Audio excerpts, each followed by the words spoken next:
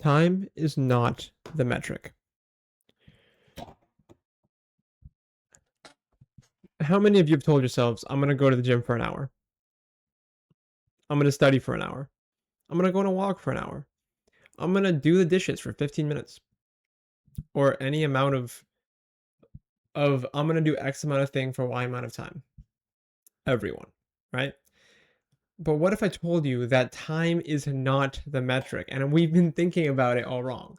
So I think the first important question to ask is who told us time was the metric?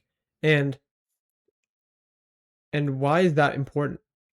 Well, let's talk about the Industrial Revolution. So when they started to make factories, right? And they started to industrialize, making a metric for success was really easy, right? How many Model Ts did I produce?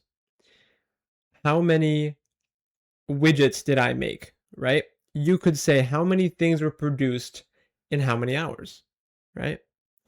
It was counted in things produced.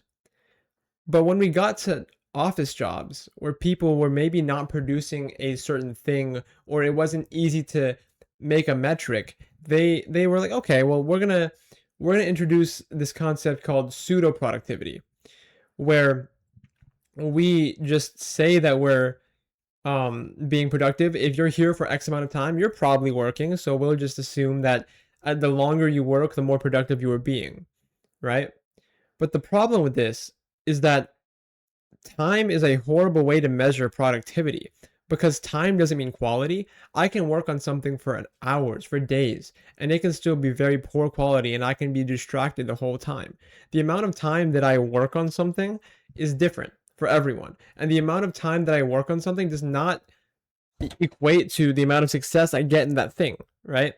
So this is a concept in Cal Newport's new book called Slow Productivity. You can he made a video on it. You can find it. I'll link in the description. That's largely where this concept came from, but I'm gonna kind of give you my own take on it. So, how are we able to combat this, and what's our alternative? Well, let me present to you some points, and then I have another relation that I want to make. So, point number one: do fewer things. Now, when I say do fewer things, a lot of you just heard me say accomplish less things. That's not what I'm saying. I'm not saying accomplish less, I'm saying do less. What's the difference? Well, when I say do less things, I mean do less things, parentheses, at once, right? Many of you are trying to do so much at once that you're not doing anything at once. You want to wake up at 5 a.m. You want to have a good relationship with God. You want to go to the gym. You want to get good grades. You want to be the star soccer player, football player on your team. You want to be everything at once. And my argument is that if you, I'm not saying you have to choose between them, but I'm saying that you have to pick a time to focus on one thing, right? Another great thing that I wanted to bring up, this is something my dad's told me since I was in middle school. He says life is a three-legged stool. Life is a three-legged stool. Let me see if I can draw my stool. It's a three-legged stool. And our three legs are family, religion, and work. And I would actually argue it's a four-legged stool. And that fourth leg is yourself, right?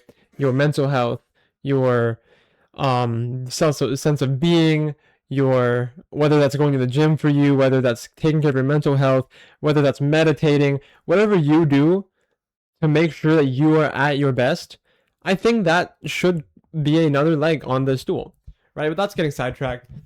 The point of the three-legged stool is that we cannot focus on everything at once. And the argument with the three-legged stool is actually that at any given point, you can pick two of those things to focus on, right? But I'm arguing don't focus on two of the things, focus on one of those things. And I'm not saying that you disregard God or you disregard your family, but what I am saying is that you make a conscious decision to let those things stay on the back burner, but in a conscious effort so that you're not accidentally doing it, right? You decide to do it. Life is always about intentionality, right? So, bring back to our point, do fewer things at once.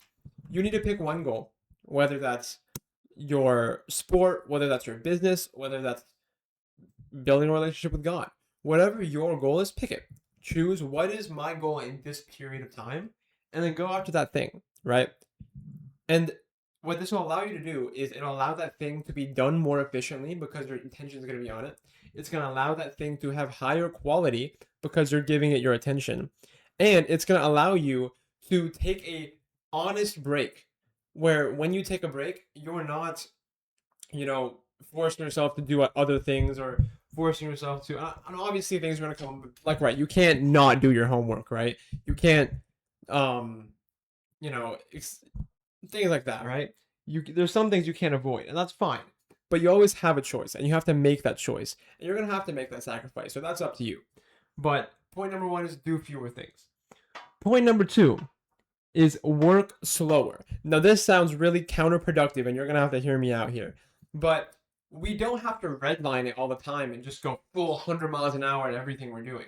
If you're able to work at a human pace, and trust me, I'm guilty of this myself. I am the biggest obsession worker out of anyone ever, right? When I get obsessed with something, I'm working 100 miles an hour and that's all I want to do, and I'm pulling all nighters to get that thing done. But what if I told you that you could work slower and actually work faster at the same time? If you are able to work at a human pace where the work has quality and you're allowing for that work to be done in a human pace where you're not redlining it all the time, you're actually able to work better because you're not worried about, oh, just do this thing, do as fast as possible, I'm gonna do a million things. It's work at a human pace. And the other thing is that it's okay to have a less productive quote unquote week, right? It doesn't matter that you're doing the thing. It matters that you're doing the thing. Let me rephrase. It matters that you're doing the thing. It doesn't matter how hard or how much you're doing the thing, as much as you're doing the thing, right? So, not to say that you shouldn't work hard. You should work hard. But I'm saying that if you work at a slower and human pace, things will work out a lot better for you. And the third, and I think the most important point of time is not the metric. Well, what's the answer? If time is not the metric, what is the metric? Quality is the metric, right? Quality is the metric. Obsess over quality.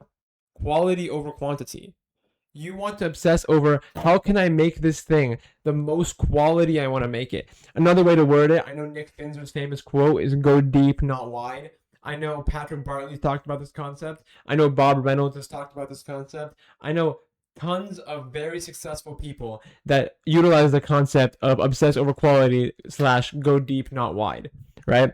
Is that instead of I need to learn 100 jazz solos, why don't I learn this one jazz solo really well, go really deep and really understand it? And I think that having that level of quality and saying that I want to obsess over quality as a metric will get you a lot farther because you're not focused on, oh, I just need to get the hours in. I just need to get the mindless 3 hours in. No. I can work for 3 hours. I can work for 8 hours. I can work for 10 minutes. As long as I'm saying that I'm going to work until I make my goal that today I'm going to work on finishing learning this one song, and I'm going to make sure that I know how to improvise over it. And I focus on what is the metric being the thing that I'm trying to do, right? The metric being the quality of the thing I'm trying to do, not how long I'm doing it. I think you're going to end up having a lot better success with quality instead of time. Now, one thing that I really do want to circle back to is a lot of you heard in the last video, the entire theme of the last video is that burnout isn't real, right? And I agree with that. Burnout isn't real, right? I have it right here. Burnout isn't real. But what does that actually mean? And why is Shooty able to say that? And why is it able to work for him? But why do you feel burnt out? Well, let's look at Shooty's circumstances, right? Is he following the rest of these? Because if so, burnout isn't real for him. He can make that choice, right? Is Shooty doing fewer things? as far as I know, he did nothing but saxophone, or he focused on nothing but that saxophone for the entire road to Allstate, right? That was his one. He wasn't trying to, I mean, obviously he had to do his homework, right? But the priority was the sax. He didn't, say, I'm going to go be a gym rat. He didn't say, I'm going to go be, I'm gonna go start a business. He didn't say that I'm gonna do these million of other things. He said, I'm going to focus on saxophone. I'm gonna do fewer things and do them well, right? So he did fewer things. He worked slow. I think that Chudy really does embody work slower, right? He works slower but with quality. He's not the kind of person to redline it and just, learn a million things. But when he does learn something, it will be learned well. And the product of you learning things well slowly is that you will actually learn to learn by working slowly, and you will work faster by working slowly in the long run, because you'll learn to work faster with quality, right? And then he certainly obsesses over quality. I can attest that man obsesses over quality over anything. So burnout doesn't exist if you work properly. If you follow these principles, burnout doesn't exist, right? Because you're setting yourself up to not be burnt out. I do think fatigue exists. I do think mental fatigue exists. I do think that you can get tired. But like Trudy said, you can always wake up tomorrow and make that choice. And the reason he's able to wake up every day and make that choice is because he's working in this manner. I can guarantee you that if he was trying to work on 15 goals at the same time, none of them would get done. He would get burnt out, right? He wouldn't believe burnout's not real because he's working wrong. Burnout only exists if you are working wrong. So time is not the metric. Time is not the metric. Quality is. Thank you very much.